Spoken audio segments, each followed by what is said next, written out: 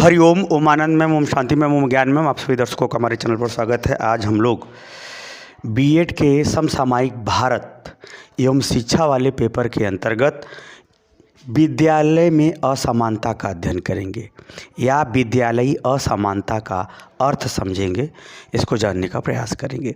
जैसा आप लोग व्यवहार में पाते हैं, सरकारी स्कूल, प्राइवेट स्कूल, संचालन प्राइवेट के हाथ में है, सरकारी के हाथ में, यानी विभिन्न शैक्षणिक गतिविधियों के दृष्टिकोण से विद्यालयों में जो असमानता पाई जाती है उसको हम लोग इसमें समझने का प्रयास करेंगे। तो आइए इसको देखते हैं व्यवस्थित रूप से। अगर हम विद्यालय में असमानता की बात करें तो असमानता हम लोग कुछ महत्वपूर्ण बिंदुओं के अंतर्गत देखते हैं। पहला क्या है? संचालन। जो विद्यालय होता है उसका संचालन कौन कर रहा है? सरकार कर रही है या प्राइवेट कर रहा है या कोई निजी व्यक्ति कर रहा है? सरकार के अंतर्गत दो ढंग का संचालन होता है। एक केंद्र स्तर पर यानी केंद्रीय बोर्ड होता है, केंद्र सरकार द्वारा संचालित होता है वह विद्यालय। दूसरा सरकार के अंतर्गत जो राज्य सरकार संचालित करती है, जैसे राजकीय विद्यालय, प्राथमिक विद्यालय, उच्चतर प्राथमिक, माध्यमिक, उच्चतर माध्यमिक, ये जो विद्यालय है, यानी कुल मिलाकर वह संचालन केंद्र या राज्य सरकार द्वारा हो रहा है, या फिर निजी व्यक्ति के द्वारा निजी व्यक्ति के हाथ से हो रहा है। यानी हम कुल मिलाकर अगर ये बात करें कि ये जो संचालन है, संचालन के आधार पर भी विद्यालयों में असमानता पाई जाती है। वह संचालन केंद्र के या राज्य सरकार के हाथ में होता है सरकारी तौर से, या फिर निजी व्यक्ति के हाथ में होता है।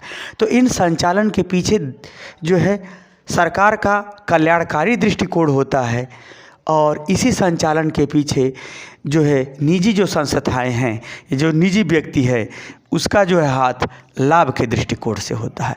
इसका संचालन लाभ के दृष्टिकोण से होता है और केंद्र और राज्य का संचालन कल्याण के दृष्टिकोण से होता है कि अधिक से अधिक बालकों को शिक्षित करना, समाज को शिक्षित बनाना, समाज में शिक्षा को सार्वभौमिक बनाने से संबंधित होता है। तो ये रहा संचालन के आधार पर प्राइवेट और निजी स्कूलों का अंतर, या ये कहें कि संचालन के दृष्टिकोण से विद्यालय में असमानता देखने को मिलती है। दूसरा अगर देखें स्थापना, जैसे अगर हम बात करें, सरकार भी विद्यालयों को स्थापित करती है, स्थापित यानी उसका निर्माण करती है, और निजी व्यक्ति भी क्या करता है? विद्यालयों की स्थापना करता है। तो सरकार जो विद्यालयों का स्थापना है सभी क्षेत्रों पर, सभी स्तरों पर, सभी स्थानों पर करने पर बल देती है। लेकिन अगर निजी व्यक्तियों की हम बात करें तो निजी व्यक्ति क्या करता है? विद्यालयों की स्थापना उस परिस्थिति में करता है जब जहाँ उसे लाभ अधिक मिलता है। क्या मिलता है?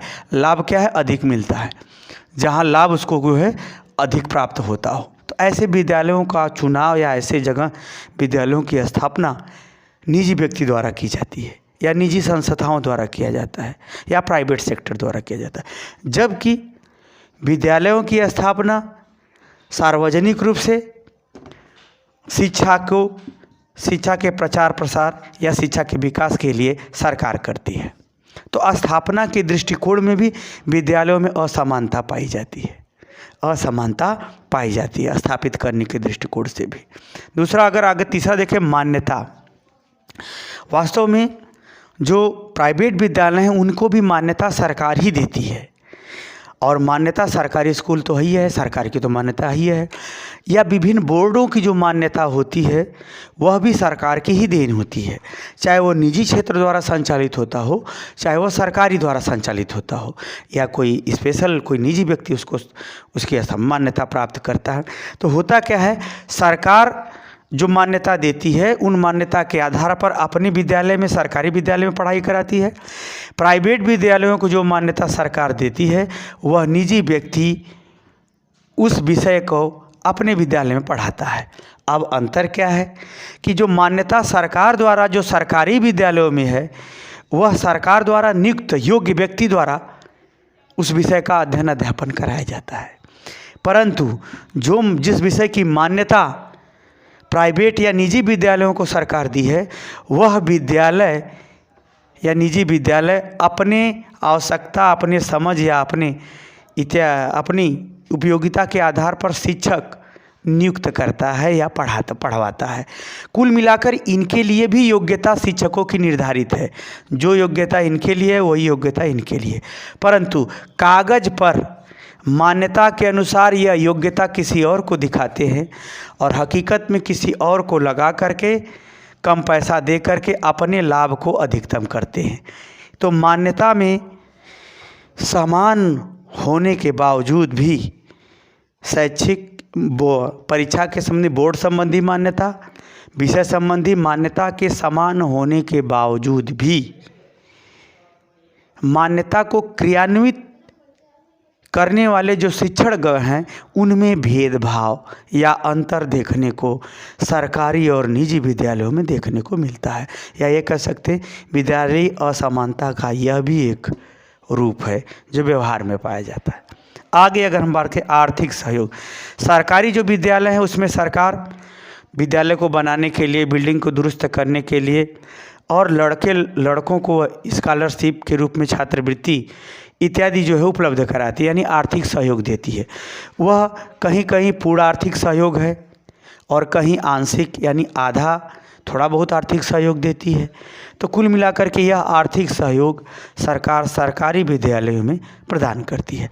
अगर हम निजी विद्यालयों की बात करें तो निजी विद्यालयों में अगर हम बात करें जो विद्यालय स्तर पर अंतर्गत है, इसमें सरकार जो है छात्र छात्राओं को छात्रवृत्ति तो देती है, लेकिन अन्य विद्यालयी कार्यक्रमों में या अन्य विद्यालयों को संगठित निर्माण इत्यादि करने में सहयोग नहीं देती है।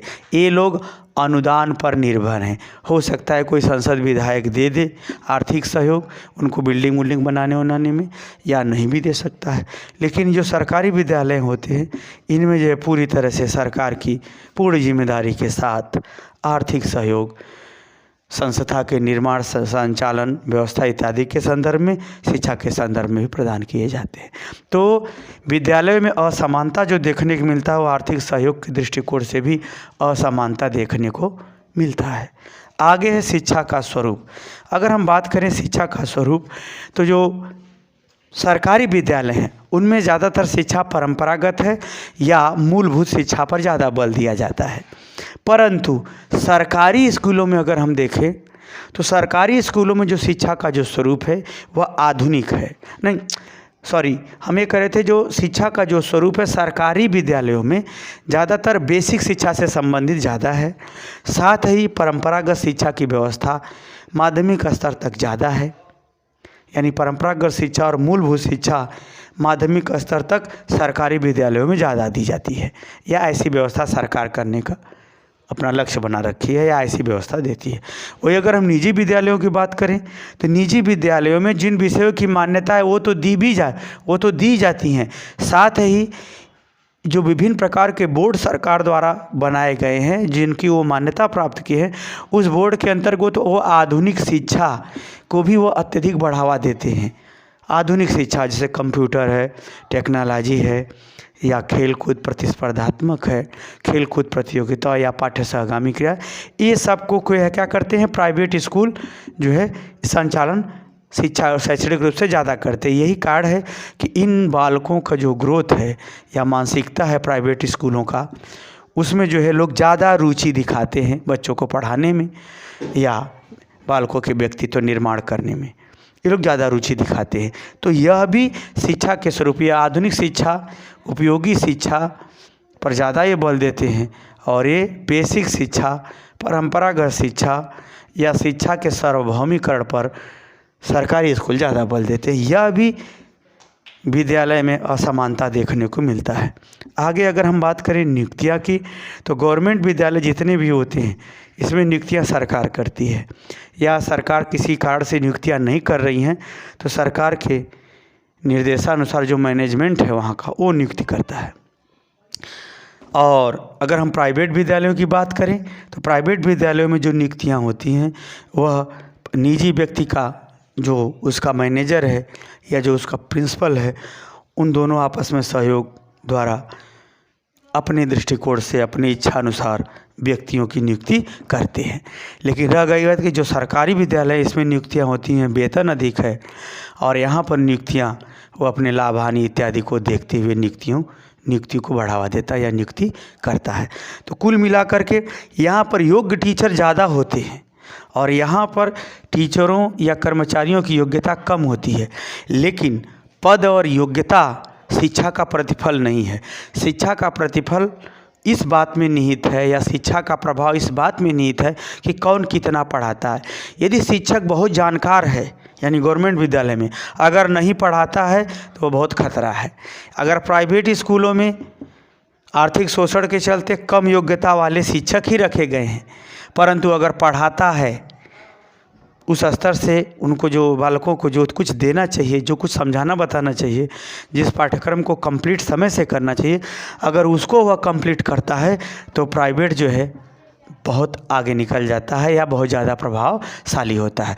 तो कुल मिलाकर के अगर संक्षेप में बात करें, जिनको गवर्नमेंट विद्यालय में नियुक्तियाँ होती हैं उन शिक्षकों का विद्यालय हवेली होता है, उन शिक्षकों का घर हवेली जैसा होता है, और जो प्राइवेट में काम करते हैं या नियुक्ति की जाती है उनका घर जो है झोपड़ी जैसा होता है, विद्यालय हवेली जैसा होता है।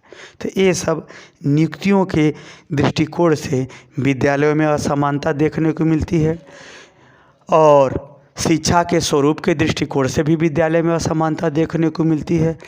आर्थिक सहयोग के दृष्टिकोण से भी विद्यालय में असमानता मिलती है। मान्यता के दृष्टिकोण से भी विद्यालय में असमानता मिलती है। स्थापना के दृष्टिकोण से भी असमानता और संचालन के दृष्टिकोण से भी विद्यालयों में असमानता पाई जाती है। अगर बिल्डिंग की बात करें, अगर हम 7वां ले लेते हैं बिल्डिंग, तो सरकारी विद्यालय उतने साज सज्जा से युक्त नहीं होते हैं, जबकि प्राइवेट विद्यालय साज सज्जा, पर्यावरणीय परिस्थिति इत्यादि से ज़्यादा अनुकूल, ज़्यादा सतर्क, ज़्यादा उपयुक्त परिस्थिति का निर्माण करते हैं। बिल्डिंग की बात करें तो इसके आधार पर भी विद्यालय में असमानता पाई जाती है। तो मुझे उम्मीद है विद्यालय में जो असमानता है वह किन किन रूपों में, किन किन गतिविधियों में देखने को मिलती है वह भी महत्वपूर्ण होता है। किन किन रूपों में देखने को मिलती है वो आप समझ गए होंगे।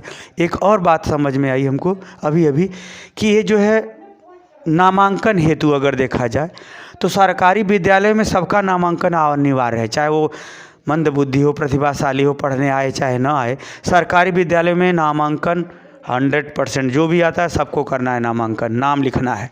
लेकिन प्राइवेट विद्यालयों में वह प्रतिस्पर्धा या योग्यता, क्षमता इत्यादि के भी आधार पर वह नामांकन करता है या प्रवेश परीक्षा के द्वारा अपने यहाँ एडमिशन लेता है। ऐसा भी अंतर होता है। तो जहाँ सरकारी विद्यालय में सभी का दाखिला करना, एडमिशन लेना अनिवार्य है, वहीं निजी विद्यालयों में नामांकन हेतु योग्यता, प्रवेश परीक्षा इत्यादि का भी आधार सुनिश्चित होता है। तो इस प्रकार से ये भी अंतर देखने को मिलता है। तो मुझे उम्मीद है विद्यालय में असमानता को आप समझ गए होंगे। समझ गए तो कमेंट बॉक्स जरूर बताइए। साथ ही मेरे चैनल को लाइक शेयर सब्सक्राइब कीजिए। हरिओम।